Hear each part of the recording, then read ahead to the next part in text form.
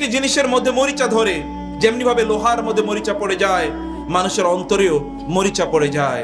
আর এই মরিচা দূর করার জন্য আল্লাহ সুবহানাহু ওয়া তাআলা তিনি আল্লাহর কিতাবকে পাঠিয়েছেন, তিনি তার কিতাবকে পাঠিয়েছেন। রাসূলুল্লাহ সাল্লাল্লাহু আলাইহি ওয়াসাল্লাম বলেছেন, ইন্না হাযিহিল কুলুবু তাসদাউ কামা ইয়াসদাউল হাদিদ। মানুষের অন্তরগুলোতে মরিচা পড়ে যায়, জং ধরে যায়, যেমনি ভাবে লোহার মধ্যে মরিচা বা জং পড়ে। সাহাবায়ে কেরামরা জিজ্ঞেস করলেন, ওয়ামা জালাউহা ইয়া রাসূলুল্লাহ, এই মরিচা দূর করার উপায় কি ইয়া রাসূলুল্লাহ? রাসূলুল্লাহ সাল্লাল্লাহু আলাইহি ওয়াসাল্লাম বললেন, কাসরাতু যিকরিল্লাহ ওয়া তিলাওয়াতুল কুরআন, বেশি বেশি আল্লাহর জিকির করা এবং কোরআন তেলাওয়াত করা। আপনাদের অন্তরে কি মরিচা পড়েছে কিনা, জং ধরেছে কিনা, এটি কিভাবে বুঝবেন? ভাইয়েরা এবং বোনেরা, আমরা কিন্তু প্রতিদিন বহুবার আমরা আয়নার সামনে দাঁড়াই চেহারাটা কেমন আছে এটা বোঝার জন্য, চেহারাটা ঠিক আছে কিনা, এবং আমাদের জামা কাপড়গুলো যে পরেছি এগুলো আমাদেরকে কতটা সৌন্দর্যমণ্ডিত করেছে, আমাদেরকে দেখতে কতটা ভালো লাগছে, হাউ ইমপ্রেসিভ উই লুক, আমাদেরকে দেখতে অন্যের কাছে কেমনটা আকর্ষণীয় লাগছে, এই জন্য আমরা আয়নার সামনে দাঁড়িয়ে যাই। কিন্তু সালফে সালেহিন তারা আয়নার সামনে দাঁড়াতেন ভিন্ন কারণে। তারা দাঁড়াতেন আয়নার সামনে এইটা দেখার জন্য, আল ইসওয়াদ্দাত উজুহুনা মিন কাসরাতিজ যুনুব, অনেক অনেক গুনাহ করার কারণে কি আমাদের চেহারাগুলো কি কালো হয়ে গিয়েছে? অনেক গুনাহ করার কারণে মানুষের চেহারা কালো হয়ে যায়। বিশ্বাস করুন, অনেক গুনাহ করার কারণে মানুষের অন্তরগুলো কালো হয়ে যায়। রাসূলুল্লাহ সাল্লাল্লাহু আলাইহি ওয়াসাল্লাম বলেছেন, যখন বান্দা কোনো অপরাধ করে তখন তার অন্তরে একটা কালো দাগ পড়ে যায়। এই কালো দাগ পড়তে পড়তে তার অন্তরটা এমন হয়ে যায় যে তার অন্তর থেকে ভালো কাজের কোনো অনুপ্রেরণাই তৈরি হয় না, কেবলমাত্র খারাপ কাজের অনুপ্রেরণা তৈরি হয়। আল্লাযী ইউওয়াসওয়িসু ফি সুদুরিন নাস মিনাল জিন্নাতি ওয়ান নাস, শয়তানের কাজই হচ্ছে মানুষের অন্তরে ওয়াসওয়াসা দেয়া। শয়তানের কাজ কি বলেন তো? মানুষের অন্তরে ওয়াসওয়াসা দেয়া এবং মানুষের অন্তর থেকে আল্লাহর নাম নিশানা মুছে দেয়া। এই জন্য শয়তান মানুষের অন্তরগুলোকে বিফক করে দেয়, কালো করে দেয়, অন্ধকারাচ্ছন্ন করে দেয়, এটার মধ্যে মরিচা তৈরি করে দেয়। ফলে আয়নায় যদি মরিচা পড়ে যায়, আয়নায় যদি কালো দাগ পড়ে যায়, যেমনি ভাবে এই আয়না দিয়ে কোনো কাজে লাগে না, তেমনি ভাবে আপনার অন্তরটা যদি মরিচাপূর্ণ হয়ে যায়, এখানে যদি কালো তিলক দাগ পড়ে যায়, এই অন্তর আর আপনাকে কোনোদিন ভালো কাজে অনুপ্রেরণা দেবে না। সত্যিকার অর্থে এমন একটি অবস্থায় কিন্তু আমাদের আজ তৈরি হয়েছে। রাসূলুল্লাহ সাল্লাল্লাহু আলাইহি ওয়াসাল্লাম বলেছেন, ওয়া তিলাওয়াতুল কুরআন, তোমরা যদি তোমাদের অন্তরের মরিচা তোমরা দূর করতে চাও, তাহলে তোমরা বেশি বেশি কোরআন তেলাওয়াত করো, তোমরা আল্লাহ সুবহানাহু ওয়া তাআলা এর জিকির বেশি বেশি করো।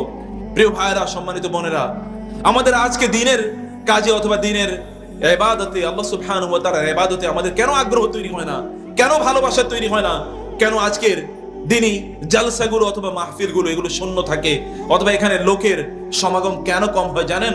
কারণ অন্তরগুলো আজ মরে গেছে। লিতুনযিরা মান কানা হাইয়্যা ওয়া ইয়াহিক্কাল কাওলু আলাল কাফিরিন। আল্লাহ সুবহানাহু ওয়া তাআলা তিনি বললেন, যারা জীবিত, যাদের অন্তরগুলো জীবিত আছে, এই কোরআন কেবলমাত্র তাদের মধ্যে শিহরণ তৈরি করতে পারে, তাদেরকে কেবলমাত্র জাগ্রত করতে পারে, তাদের মধ্যে কেবল অনুশোচনা অথবা অনুপ্রেরণা তৈরি করতে পারে। কেবলমাত্র এই লোকগুলোই এই কোরআন থেকে শিক্ষা গ্রহণ করবে, আর অন্য কেউ শিক্ষা গ্রহণ করবে না। যাদের অন্তরগুলো মৃত, সেই অন্তরগুলো কখনোই এই কিতাব থেকে এবং এই কিতাবের আলোচনা থেকে কখনোই সেগুলো শিক্ষা গ্রহণ করবে না।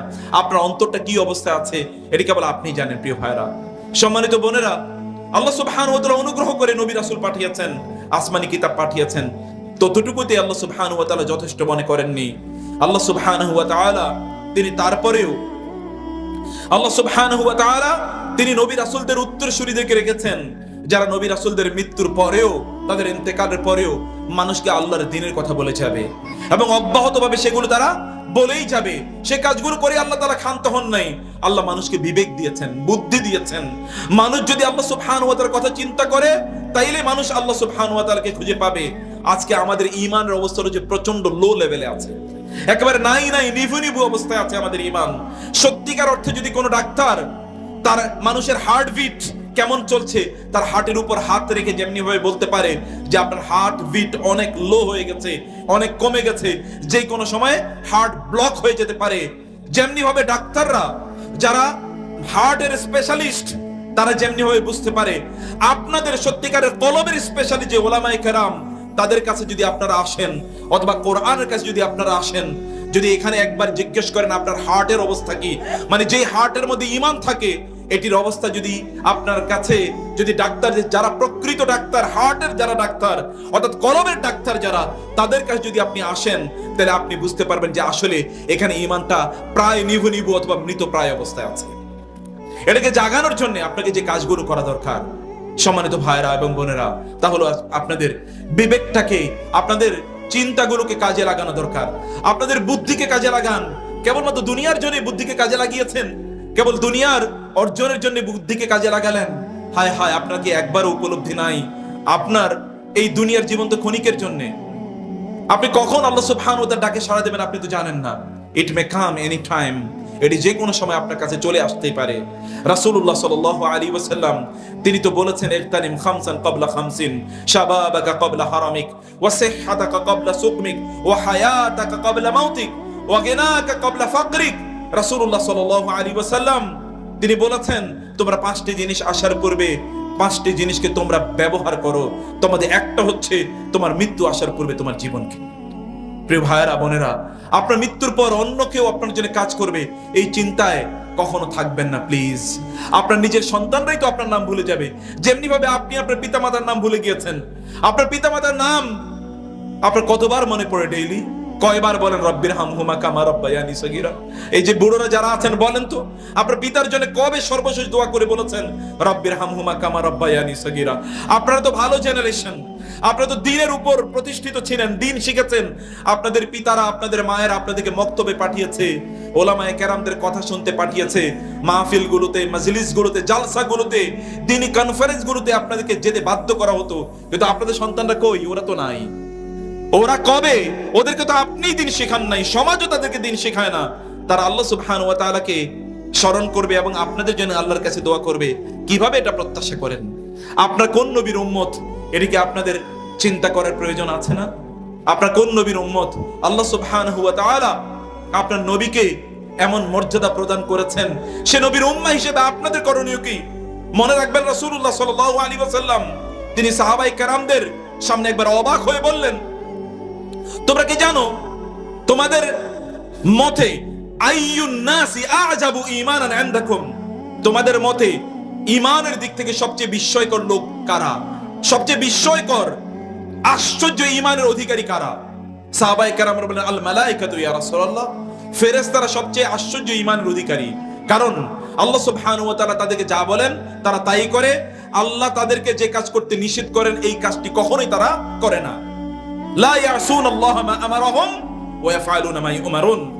আল্লাহ তাআলা তাদেরকে যা আদেশ করেন তারা তাই করে। আল্লাহ সুবহানাহু ওয়া তাআলার কোন আদেশের অবাধ্য তারা হন না। রাসূলুল্লাহ সাল্লাল্লাহু আলাইহি ওয়াসাল্লাম বললেন, ওয়া কাইফা লা ইউমিনুনা বিল্লাহি ওয়া হুম ইনদাহু?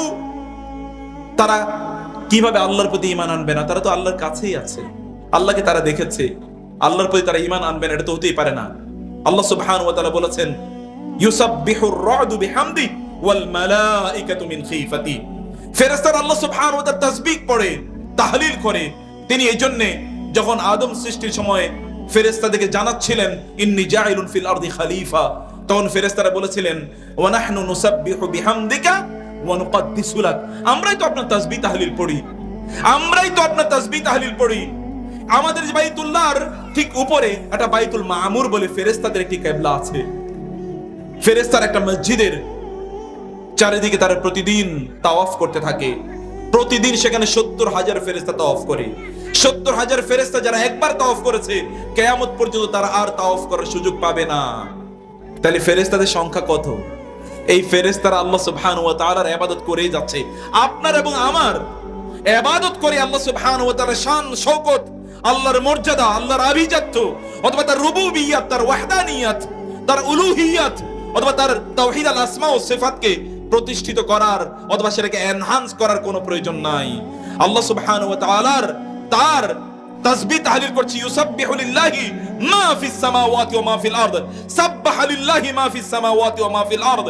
আসমান এবং জমিনে যা কিছু আছে সবকিছু মহান রবের তাসবিহ পড়তেই থাকে, এমন কোনো কিছু নাই। ওয়ালাকিন লা তাফকাহুনা তাসবিহাহুম, তোমরা বুঝতে পারছো না যে সবকিছু আল্লাহর তাসবিহ পড়ছে।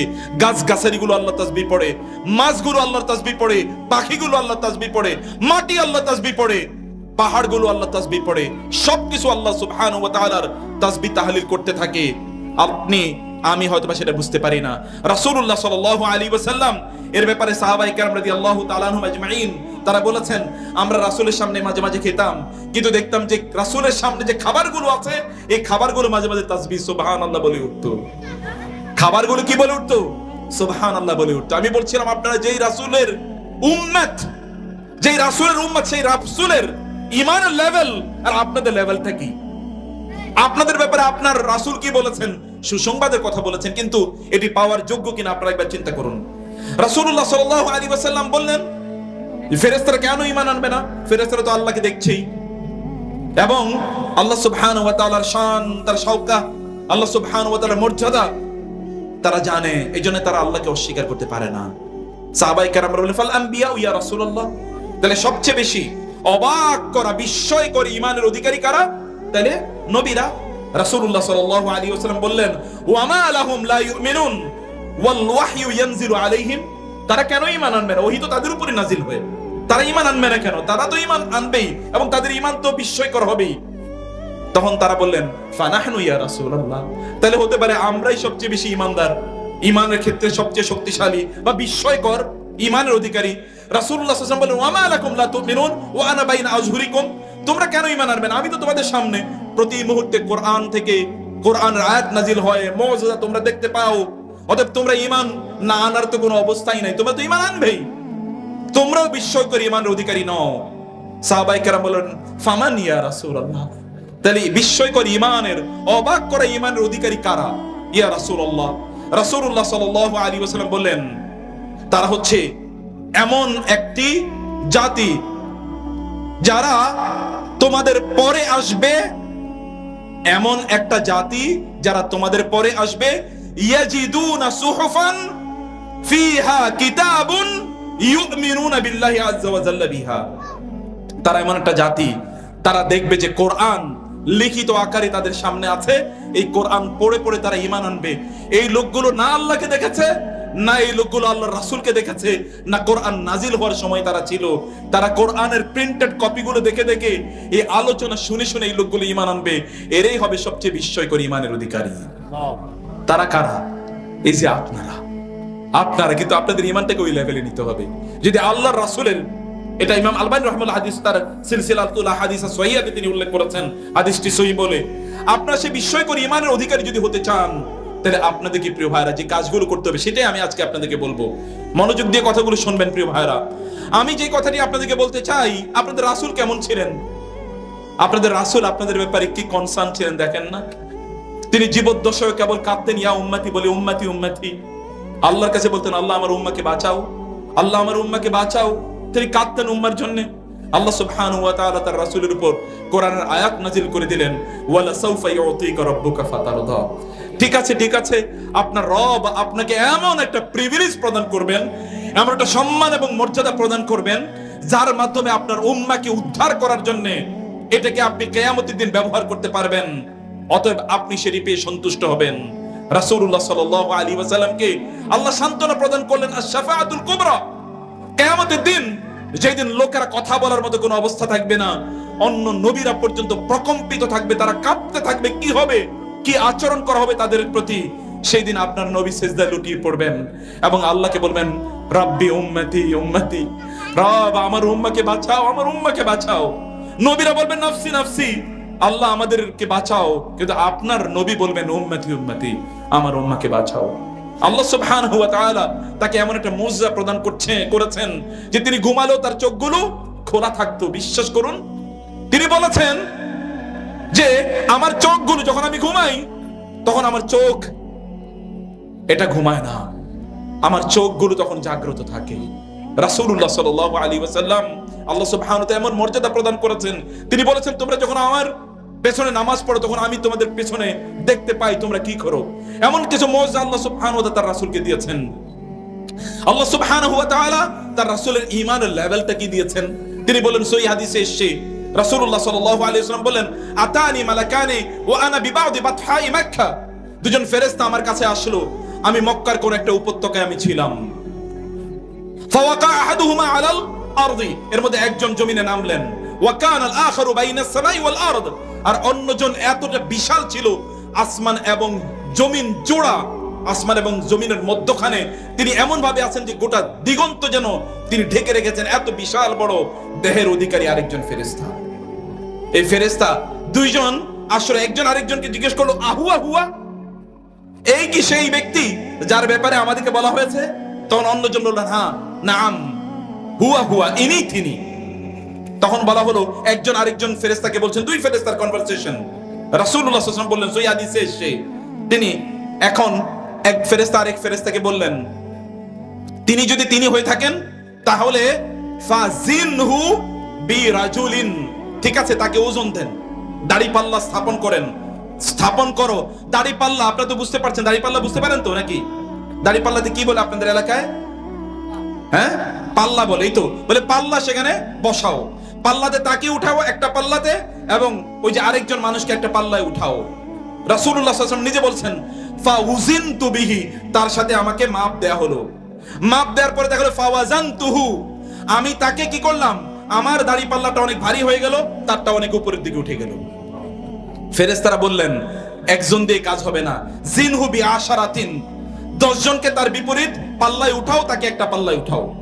পাল্লায় উঠানোর পরে ফাউজিনতু বিহিম, তাদেরকে আমার সাথে পাল্লায় মাপ দেয়া হলো, এবং দেখা গেল আমার পাল্লাটা অনেক ভারী। রাসূলুল্লাহ সাল্লাল্লাহু আলাইহি ওয়াসাল্লাম বললেন, ফেরেশতারা বলল তাতেও হবে না, এবার 1000 লোক নিয়ে আসো, 1000 লোককে এই পাল্লায় রাখো এবং মুহাম্মদকে অন্য পাল্লায় রাখো। রাসূলুল্লাহ সাল্লাল্লাহু আলাইহি ওয়াসাল্লামকে অন্য পাল্লায় রাখা হলো। রাসূলুল্লাহ সাল্লাল্লাহু আলাইহি ওয়াসাল্লাম বললেন, এবারও আমার পাল্লাটা অনেক বেশি ওজন হয়ে গেছে। ওজন হয়ে যাওয়ার পর আমি দেখলাম, কাআন্নী আনজুরু ইলাইহিম ওয়া হুম ইয়ানতাশিরুনা আলাইয়া মিন খিফাতি মিজানিহিম, যে আমি দেখলাম যে তাদের পাল্লাটা উপরের দিকে উঠে যাওয়ার কারণে, আমার পাল্লাটা ভারী নিচের দিকে থাকার কারণে তারা যেন আমার উপর গড়িয়ে পড়ছে। এরকম হতে পারে না? পাল্লাটা এটা নিচের দিকে, ওই পাল্লাতে যা আছে ওইখানে অনেক বেশি, এজন্য গড়িয়ে গড়িয়ে মনে হচ্ছে যেন আমার উপরে এরা এসে পড়ছে মানুষগুলো। ফেরেশতারা এবার বললেন, ওনার যেই ওজন, ওনার যে মর্যাদা, গোটা মানব জাতিকে যদি একটা পাল্লায় দেয়া হয়, ওনাকে যদি আরেকটা পাল্লায় দেয়া হয়, তাহলে ওনার ওজন অনেক অনেক বেশি হয়ে যাবে। এমন একটা নবীর আপনি উম্মাহ, এমন একটি নবীর উম্মাহ। আল্লাহ সুবহানাহু ওয়া তাআলা ইব্রাহিমের ব্যাপারে বলেছেন, ইন্না ইব্রাহিমা কানা উম্মাতান কানিতান লিল্লাহি হানিফা। ইব্রাহিম নিজে একটা উম্মত ছিলেন, উম্মত মানে জাতি, বিশাল বড় কমিউনিটি। রাসূলুল্লাহ সাল্লাল্লাহু আলাইহি ওয়াসাল্লাম মুআজের ব্যাপারে বলেছেন, মুআজ আমাদের মধ্যে উম্মাতান, মুআজ নিজে একটা উম্মত, মুআজ নিজে একটা উম্মত। মুআজের ইবাদত এবং ইলম আমলের অবস্থা এই লেভেলের যে একটা উম্মাহ যত পরিমাণ জ্ঞান অর্জন করতে পারে, আমল করতে পারে, এবং তার ইবাদতের যে পরিমাণ হতে পারে, মুআজের একাই এরকম জ্ঞান এবং প্রজ্ঞা এবং তার আমল এবং তার ইবাদত রয়েছে। আপনারা তো এই জাতি, আল্লাহ সুবহানাহু ওয়া তাআলা আপনাদেরকে শিখিয়ে দিয়েছেন যেন আপনারা আল্লাহর কাছে দোয়া করেন, রব্বানা হাব লানা মিন আজওয়াজিনা ওয়া যুররিয়াতিনা কুররাতা আয়ুন ওয়াজআলনা লিল মুত্তাকিনা ইমামা। আল্লাহ, আপনি আমাদেরকে এমন স্ত্রী বা স্বামী এবং সন্তান দান করুন যারা আমাদের চক্ষুকে শীতলকারী এবং আমাদের অন্তরকে প্রশান্তকারী হবে। ওয়াজআলনা লিল মুত্তাকিনা ইমামা, আমাদেরকে মুত্তাকিদের নেতা বানান, নট মুত্তাকিদের অন্তর্ভুক্ত আমাদেরকে করুন, আমাদেরকে মুত্তাকিদের নেতা বানান। আল্লাহ সুবহানাহু ওয়া তাআলা আপনাদেরকে এমন জাতিতে পরিণত করেছেন যারা দ্বীনের ক্ষেত্রে, দ্বীনদারির ক্ষেত্রে আপনার গোটা মানবতাকে নেতৃত্ব প্রদান করবেন। وَكَذَلِكَ جَعَلْنَاكُمْ أُمَّةً وَسَطًا لِتَكُونُوا شُهَدَاءَ عَلَى النَّاسِ وَتَكُونَ আল্লাহ সুবহানাহু ওয়া তাআলা কি বললেন? এবং অন্যান্য জাতির লোকদেরকে যখন জিজ্ঞেস করা হবে, তোমরা নবীদের বিরোধী কাজ কেন করেছো, তোমরা নবীদের কথা অনুসারে কেন তোমরা চললে না, তখন তারা বলবে যে নবীরা আমাদেরকে দাওয়াত দেন নাই। আল্লাহ সুবহানাহু ওয়া তাআলা তখন আপনাদেরকে ডেকে নিয়ে যাবেন, তোমরা বলো তো সত্যিকার অর্থে নবীরা কি দাওয়াত দিয়েছিল কিনা? তখন আপনারা বলবেন যে আল্লাহ, ঠিকই নবীরা তাদের জাতিগুলোকে দাওয়াত দিয়েছিল। লোকেরা বলবে, তখন আল্লাহ সুবহানাহু ওয়া তাআলা বলবেন, তোমরা কিভাবে জানলে? তোমরা তো তখন ছিলে না, তোমরা কিভাবে জানবে যে নবীরা ঠিকমতো দাওয়াত দিয়েছে? তখন আপনারা বলবেন, আল্লাহ, আপনার নাজিলকৃত কিতাবেই তো পড়েছি নবী রাসূলরা দাওয়াত দিয়েছিল, কিন্তু এই লোকেরা দাওয়াতকে প্রত্যাখ্যান করেছে। আপনি তো মিথ্যা বলেন না, আপনার কিতাব সত্য, আপনি সত্য, এই কারণে আমরা সাক্ষ্য প্রদান করলাম। মর্যাদা কাকে বলে দেখেননি, কিন্তু শুনেছেন এবং পড়েছেন, তার কারণে আল্লাহ তাআলা আপনাকে এই মর্যাদা প্রদান করবেন। এই মর্যাদার মালিক এমনি হওয়া যায় না প্রিয় ভাইরা। বোনেরা, এই মর্যাদার মালিক হওয়ার জন্য আপনাকে এইরকম একটা হিম্মা উলিয়া, একটা শক্তিশালী সিদ্ধান্ত নিয়ে, একটা শক্তিশালী আজম নিয়ে, একটা শক্তিশালী স্বপ্ন নিয়ে আপনাকে সামনে এগোতে হয়। ইবনে তাইমিয়া রাহিমাহুল্লাহর নাম কে না শুনেছে?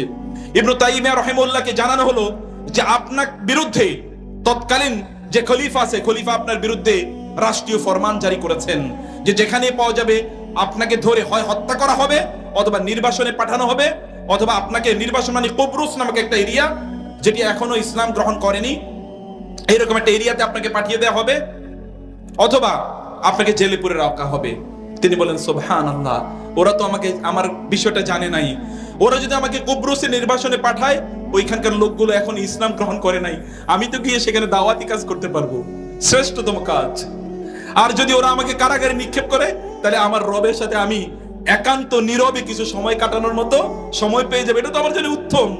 আর ওরা যদি আমাকে হত্যা করে, তাহলে তো আমি আল্লাহ সুবহানাহু ওয়া তাআলার দ্বীনের জন্য শাহাদাতের মর্যাদা অর্জন করব। অতএব আমি তো সর্বদা উইন উইন সিচুয়েশনে আছি, আমার তো কোনো লস নাই। ওরা তো আমাকে বুঝেইনি, ওরা তো আল্লাহর দ্বীনকে বুঝে নাই, ওরা তো আমাকে কোনো অবস্থায় ক্ষতিগ্রস্ত করতে পারবে না, আমাকে কোনো অবস্থায় তারা পরাজিত করতে পারবে না। মুমিনদের জন্য পরাজয় নয়, তারা জীবনেও তারা বিজয়ী, মৃত্যুতেও তারা বিজয়ী। জীবনেও তারা বিজয়ী, মৃত্যুতেও তারা বিজয়ী। আপনার জীবনটাকে এমন তৈরি করা দরকার যে আপনার মৃত্যুর পরে ফেরেশতারা স্বাগত জানাবে, সালামুন আলাইকুম তিবতুম ফাদখুলুহা খালিদিন। ফেরেশতারা এসে কি বলবে? সালামুন আলাইকুম, আসসালামু আলাইকুম তিবতুম, এই দুনিয়ার জীবনে তোমরা খুব ভালোভাবে জীবন যাপন করেছো, ফাদখুলুহা খালিদিন, অতএব জান্নাতে তোমরা সুন্দরভাবে প্রবেশ করবে। বুঝেন নাই? এই দুনিয়ার জীবনটি খুব ভালোভাবে পরিচালনা করেছো, তিবতুম, এটা হায়াতান তাইয়্যিবা, ফালানুহইয়ান্নাহু হায়াতান তাইয়্যিবা। আপনি একটি ভালো জীবন যাপন করেছিলেন এই দুনিয়াতে, এই জন্য আল্লাহ সুবহানাহু ওয়া তাআলা আপনাকে স্বাগত জানাচ্ছেন ফেরেশতাদেরকে দিয়ে, সালামুন আলাইকুম তিবতুম ফাদখুলুহা খালিদিন। আর অন্য লোকেরা, যে সকল লোকেরা আল্লাহর দেয়া জীবন ব্যবস্থা অনুসারে তাদের জীবনকে পরিচালনা করবে না, তাদের অবস্থা কি হবে জানেন? আল্লাহ সুবহানাহু ওয়া তাআলা বললেন সূরাতুজ জুমারে, যখন এই সকল লোকেরা মারা যাবে, তখন ফেরেশতারা তাদেরকে লক্ষ্য করবে, বলবে, আলাম ইয়াতিকুম রাসূলুম মিনকুম ইয়াতলুনা আলাইকুম আয়াতি রাব্বিকুম ওয়া ইউনযিরুনাকুম লিকাআ ইয়াউমিকুম হাযা ক্বালু বালা ওয়ালাকিন হাক্কাত কালিমাতুল আযাবি আলাল কাফিরিন কিলা আদখুলু আবওয়াবা জাহান্নাম খালিদিনা ফিহা ফাবিসা মাসওয়াল মুতাকাব্বিরিন। আল্লাহ তাআলা বললেন, যখন একদল লোককে জাহান্নামে নিক্ষেপ করা হবে, ফেরেশতারা তখন অবাক হয়ে বলবে, প্রিয় ভাইরা শুনুন, বললে শুনুন, ফেরেশতারা অবাক হয়ে বলবে, আলাম ইয়াতিকুম রাসূলুম মিনকুম, তোমাদের কাছে কি আল্লাহর কোন রাসূল যায়নি? তোমাদের কাছে কি রাসূলদের পক্ষ থেকে কোন এরকম আলোচক যায়নি? রাসূলদের পক্ষ থেকে, রাসূলদের ওয়ারিস যারা, উত্তরাধিকারী যারা, তারা কি তোমাদের কাছে যায় নাই? দ্বীনের কথা তারা তোমাকে বলেনি? তোমাদেরকে বলে নাই, তারপর তোমরা কেন জাহান্নামে আসলে? তোমরা কেন জাহান্নামে আসলে? তোমরা কি জানো নাই? ইন্না আযাবা রাব্বিকা কানা মাহযুরা। তোমরা কি কথা শোনো নাই যে জাহান্নামের আযাব এটি ভয়ঙ্কর, ভয়াবহ? এটি ভয়াবহ কথা কি তোমাদেরকে বলা হয়নি? তোমরা কি জানতে না? তোমাদেরকে কেউ জানায় নাই এই জাহান্নাম একটা ভয়ঙ্কর জায়গা? এই কথা তোমরা জানার পরে তোমরা কিভাবে জাহান্নামে আসলে? কেন তোমরা জাহান্নাম চুজ করলে? ফেরেশতারা অবাক হয়ে বলবে, কুল্লামা উলকিয়া ফিহা ফাওজুন সাআলাহুম খাযানাতুহা আলাম ইয়াতিকুম নাযির ক্বালু বালা ক্বাদ জাআনা নাযির ফাকাযযাবনা ওয়া কুলনা মা নাযালাল্লাহু মিন শাই ইন আনতুম ইল্লা ফি দালালিন কাবীর। যখনই জাহান্নামে লোকদেরকে নিক্ষেপ করা হবে, ফেরেশতারা তারা অবাক হয়ে বলবে, আলাম ইয়াতিকুম নাযির, তোমাদেরকে কেউ জাহান্নামের কথা কোনোদিন বলে নাই যে জাহান্নাম একটা ভয়াবহ জায়গা? জাহান্নাম একটা ভয়াবহ জায়গা, লা ইউআযিবু আযাবাহু আহাদ ওয়া লা ইউসিকু ওয়াসাকাহু আহাদ, ইন্না জাহান্নাম কানাত মিরসাদা লিত-তাগীনা মাআবাল লাবিসিনা ফিহা আহকাবা লা ইয়াযুকুনা ফিহা বারদান ওয়া লা শারাবা ইল্লা হামিমান ওয়া গাসসাকা জাযাআন মির রাব্বিকা আতাআন হিসাবা। এদিকে তোমাদেরকে কেউ বলে নাই ইন্না জাহান্নাম কানাত মিরসাদা, জাহান্নাম ওত পেতে আছে তোমাদের জন্য। লিত-তাগীন, যারা তাগী, যারা আল্লাহ সুবহানাহু ওয়া তাআলার সীমারেখাকে তারা লঙ্ঘন করেছিল, তাদের জন্য এটা মাআবা, এটা তাদের জন্য আশ্রয়স্থল, এটা তাদের ঠিকানা। লাবিসিনা ফিহা আহকাবা, সেখানে তারা যুগ যুগ ধরে থাকতেই থাকবে, সেখান থেকে তাদের বের হওয়ার কোনো উপায় নাই। ইন্নাল্লাযীনা কাফারু মিন আহলিল কিতাবি ওয়াল মুশরিকিনা ফি নারি জাহান্নাম খালিদিনা ফিহা উলাইকা হুম শাররুল বারিয়া। এই সকল লোক সবচেয়ে নিকৃষ্ট সৃষ্টি যারা জাহান্নামে যাবে। আপনাদের কি কেউ এই কথা বলেনি? তোমাদের কি কেউ এই কথা জানায় নাই? ফেরেশতারা অবাক হয়ে জিজ্ঞেস করবে, কিন্তু লোকেরা বলবে বালা ক্বাদ জাআনা নাযীর, হ্যাঁ আমরা এই কথা শুনেছিলাম। ফাকাযযাবনা ওয়া কুলনা মা নাযালাল্লাহু মিন শাই, কিন্তু আমরা সেগুলোকে অস্বীকার করেছিলাম, আমরা সেগুলোকে প্রত্যাখ্যান করেছি। আমাদের এক কান দিয়ে এসেছিল, অন্য কান দিয়ে বের করে দিয়েছি। আমরা একবার শুনেছি, কিন্তু তারপরে আর মনে রাখি নাই। আমরা ভিন্ন জিনিস নিয়ে আমরা ব্যস্ত হয়ে পড়েছিলাম, সেগুলো আমাদের একেবারেই আমাদের মনে আমরা গেঁথে নিইনি। প্রিয় ভাইরা, সম্মানিত বোনেরা, সেই জন্য আমি আপনাদেরকে যে কথা বলতে চাই, আপনারা একটু দিন নিয়ে নিজেদের জীবন নিয়ে ভাবুন যে আপনারা কোন দিকে এগিয়ে যাচ্ছেন, কেন এই দিকে এগিয়ে যাচ্ছেন। দিনের কথাগুলো কেন আপনাদের কর্ণকুহরে প্রবেশ করেনি, কেন ভালো লাগেনি। শয়তান তার এজেন্ডা বাস্তবায়ন করে অনেকগুলো কাজের মাধ্যমে। শয়তান মৌলিকভাবে 5টি কাজের মাধ্যমে তার এজেন্ডা বাস্তবায়ন করে। তোমাদের একটি কাজ হলো জাহেলিয়াতের যে ক্লাস, তার যে কাস্টম এবং কালচার, এগুলো সমাজে প্রতিষ্ঠা করে দেয়। জাহেলিয়াতের যুগে, আইয়ামে জাহেলিয়াতে যা কিছু ছিল তাই সব শয়তান এগুলোকে এখন সর্বত্র ছড়িয়ে দেবে। জাহেলিয়াতের সবচেয়ে বড় কেন এখানে এই যুগটাকে জাহেলি যুগ বলা হয়, কারণ এই যুগের লোকেরা আল্লাহ সুবহানাহু ওয়া তাআলাকে চিনতো না। তারা জাহেল মানে হচ্ছে সে আল্লাহ সুবহানাহু ওয়া তাআলাকে চিনতো না। যেমনি ভাবে আবু জাহেল মূলত আবুল হাকাম, সবচেয়ে বড় বিদ্বান বুদ্ধিজীবী, সেই সমাজের সবচেয়ে বড় বুদ্ধিজীবী, কিন্তু আল্লাহ সুবহানাহু ওয়া তাআলা, আল্লাহর রাসূল তার নাম রাখলেন আবু জাহাল, মূর্খের পিতা, মহামূর্খ। কেন মহামূর্খ রাখা হলো তার নাম? একটি মাত্র কারণ, সে আল্লাহ সুবহানাহু ওয়া তাআলাকে চেনে নাই। ইয়ালামুনা যাহিরাম মিনাল হায়াতিদ দুনিয়া ওয়া হুম আনিল আখিরাতি হুম গাফিলুন। একদল লোক তারা দুনিয়া সম্পর্কে সব জানে, কিন্তু আখিরাত সম্পর্কে কিচ্ছু জানে না। এই যে আপনারা যারা এখানে বসে আছেন, দুনিয়ার এমন কি আছে যেটা আপনি জানেন না? রাজনীতি থেকে শুরু করে সমাজনীতি পর্যন্ত, এবং এলাকার ভিলেজ পলিটিক্স থেকে শুরু করে কার বাসায় কি রান্না হয়েছে, এবং কার মেয়েটা কি করেছে, কার ছেলেটা কি করেছে, কোথায় কি হচ্ছে না হচ্ছে, সবকিছু আপনার পেটের ভিতরে আছে।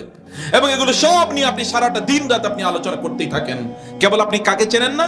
আল্লাহকে চেনেন না। এখনো ঠিকমতো ওযু করতে জানেন নাই, এখনো ঠিকমতো নামাজ পড়তে জানেন না, এখনো আল্লাহ কি, আল্লাহর রাসূল কি, তাই আপনি এখনো জানেন না।